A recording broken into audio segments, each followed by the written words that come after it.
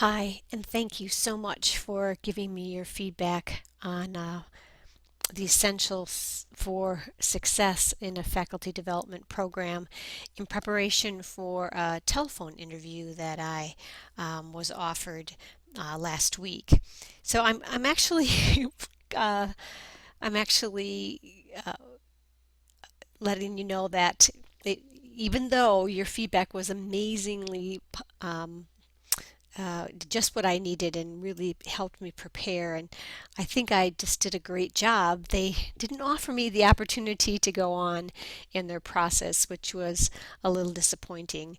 But I wanted to just share with you what I had put together based on the feedback that I received from um, many of my faculty development colleagues around the country. The position was a faculty engagement service leader position with the University of Wisconsin-Madison, and it looked really exciting and right up my alley. They're doing lots of really cool things there.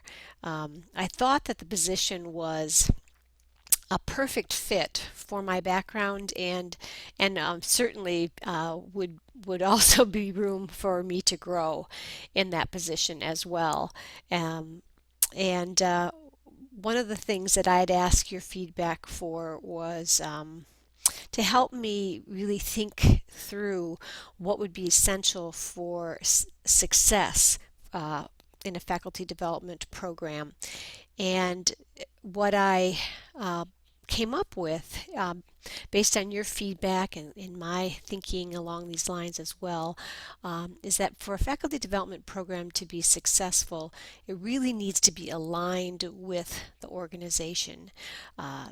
So, it, in terms of supporting where the organization is going, and then the faculty development program walks this special line between, the where the organization is going and connecting with the faculty to help them make that connection. So.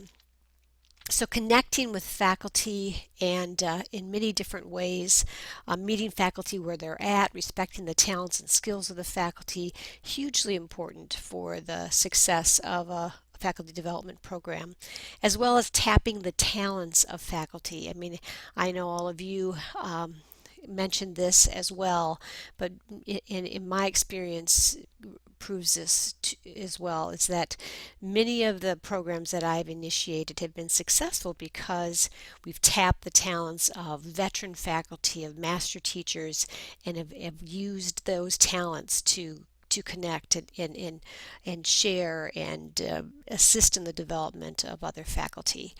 Um, so some of the other elements I think for success certainly is to model good practice and design the kinds of things that you're hoping the faculty will grasp and incorporate into their practice. We have an opportunity to model that in our professional development activities, as well as being based on current research. So aligned, connected, tapping the talents, modeling good practice and design, and based on current research, were kind of some core elements for the success of a faculty development program. They also asked me to think about and share with them uh, the first four things that I would do if I were given the opportunity to start this position. And I started with assessing the current situation, really understanding what is the strategic plan, what data already exists, so that I could get a feel for what are the strengths, the weaknesses, the opportunities, and the threats that this current program is experiencing. So what are we currently doing? How is it working? All those kinds of things would be part of assessing the current situation. And that would take some time, but certainly would be one of the first things that I would want to start to do. And then networking and connecting. Um, a faculty development program needs to connect with the faculty. So I would need to meet faculty and department chairs, the people in IT, librarians, senior faculty, new faculty, deans, staff people, students, and really get a sense of, who our clients are and understand the culture of the organization through those connections so that I can really help to lead and design programs that will meet the needs of that organization. And then understanding the resources. What are obviously what are the funding resources? What other kinds of resources in terms, like I had mentioned, faculty, veteran faculty who serve as trainers and mentors, other department and university resources. What kind of collaborations have taken place? What kind of committees and communities of practice will I want to join and connect with?